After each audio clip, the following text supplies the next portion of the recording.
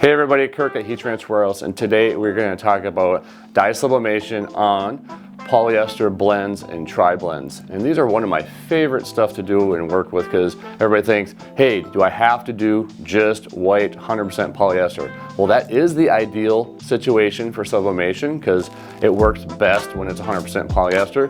But can you do it on other triblends or blends? Absolutely.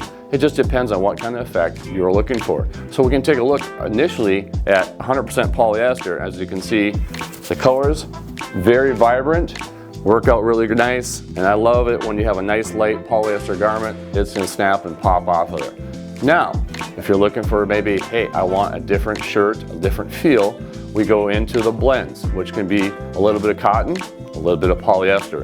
And that is these shirts here. And as you noticed, I'm using a little bit of colored polyester, and I got a tri-blend here. So a lot of times the tri-blends are cottons, possibly rayon, or some other type of synthetic fabric. Now you notice it's a little bit not as subdued. You're gonna have a little bit less vibrancy, but you know what? I like this, and a lot of people do like this because it's not as pop and it's in your face as far as that going. When you notice when you press these, a lot of times they may be a little bit brighter, but once you wash them, they will fade out a little bit, but the design will stay. And you can see also here's another tri-blend, and again on light colors. And also we did one and it was almost 100% cotton and a little bit of polyester, but yes, you can still get those colors to pop and also work on a blend fabric.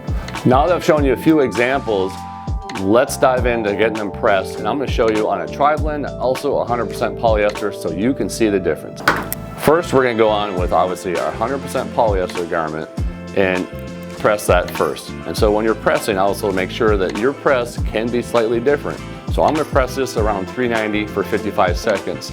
I always say it's a range between 380 to 400 degrees, depending on your press, depending on how old your press is.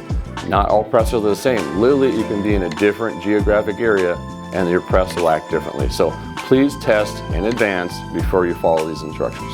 So first, I'm going to take it, and in this case, I'm going to thread it onto my platen. I'm going to grab some craft paper. I'm just a little bit safe, and I like to make sure I use a craft paper so I don't risk actually ruining any of my Teflon covers with sublimation. And then I'm going to grab my design, and I'm using tacky paper today, but if you're using non-tacky paper, I always recommend get some heat transfer tape so you can use that and lock it in place so you don't have any ghosting. So I'm going to line it up, placing my craft paper over the top,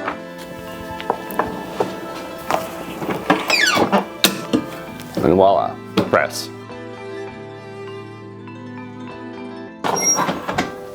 So voila, pressed. I'm going to peel my craft paper, and because it's obviously, if you're worried about heat, get a little bit of gloves on. If not, if tacky paper, I'm going to go ahead and peel, and I pull, and voila. Next, we're going to do one of my favorites, which is the tri-blend, which obviously is your polyester. It's got some cotton and probably some rayon or some other type of synthetic fabric. I like it because it's more faded look. And with today, people don't always like that bright colors, and I think it looks awesome.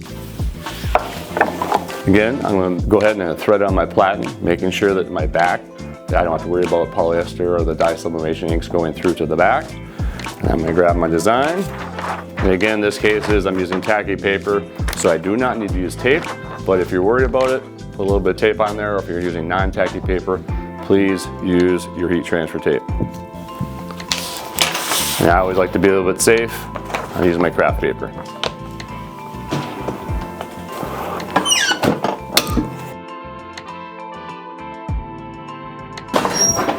I'm going to go ahead and pull it out, remove my craft paper. I'm going to go ahead and peel it off. And then as you can see, design looks nice, clean, and crisp. but with obviously the tri-blends, it's a little bit more faded, but I like that look. I think it looks fantastic. So there you go, there we've done it. We've pressed on 100% polyester, but also pressed on blends. As you can see, whatever you like, there is more than just one option to pressing on fabrics and t-shirts, and obviously blends opens up a whole nother world. And all these products today we use will be links on our YouTube, and also it goes right to our website. So we printed this using obviously either a Sawgrass or Epson 570 printer. We also have the paper, the inks, the shirts, you name it, we have it. You can find all that in our YouTube links. And I'll see you at the heat press.